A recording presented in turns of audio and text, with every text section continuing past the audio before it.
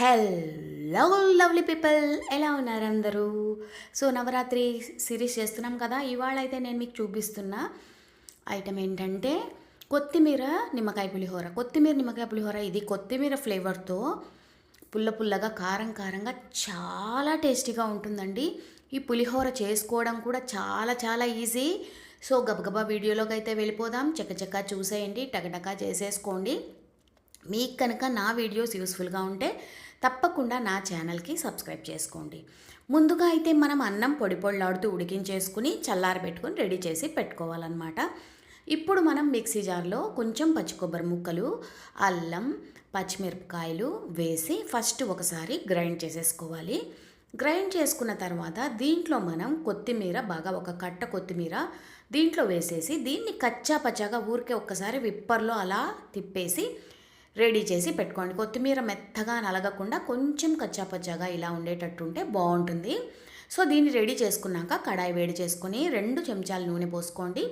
పోసుకున్న తర్వాత దీంట్లో వేరుశనగపప్పు వేసుకున్న తర్వాత కొంచెం ఆవాలు, తర్వాత మామూలుగా మనం పోపు పెట్టుకుంటాం కదండి, శనగపప్పు 1 స్పూను, మినప్పప్పు 1 స్పూను, తర్వాత దీంట్లో 2 ఎండుమిరపకాయలు తుంచి వేసుకోండి. ఇంగువ మర్చిపోకుండా వేసుకోండి.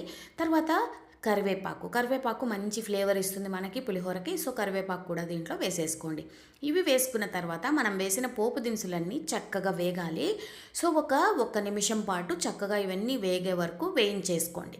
వేయించేసుకున్న తర్వాత దీంట్లో చిటికెడు పసుపు వేసుకోండి. అంటే మంచి కలర్ వస్తుంది కదా మన పులిహోరకి. సో చిటికెడు పసుపు వేసుకుని తర్వాత దీంట్లో మనం ముందుగా వేసి పెట్టుకున్నాం కదండి పేస్ట్, కొత్తిమీర, కొబ్బరి ఇవన్నీ వేసి పేస్ట్ వేసి పెట్టుకున్నాం కదా. సో ఆ పేస్ట్ అయితే దీంట్లో ఇప్పుడు మనం వేసేద్దాం.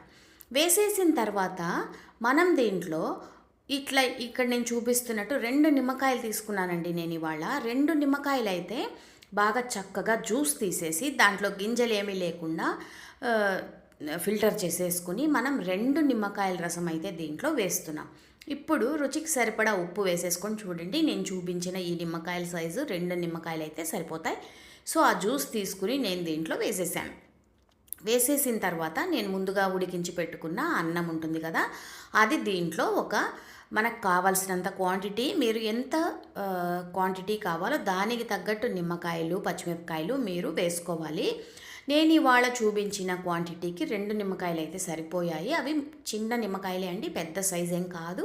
సో ఇలా మనం చక్కగా అన్నం వేసేసి ఇలా కలిపేసుకుంటే మొత్తం ఆ పేస్ట్, నిమ్మకాయ రసం, ఉప్పు అన్నీ మనం అన్నానికి బాగా పట్టేటట్టు కలిపేసుకుంటే గుమగుమలాడే కొత్తిమీర పులిహోర రెడీ అయిపోతుంది. అమ్మవారికి నివేదించి ఎంజాయ్ చేసేయండి.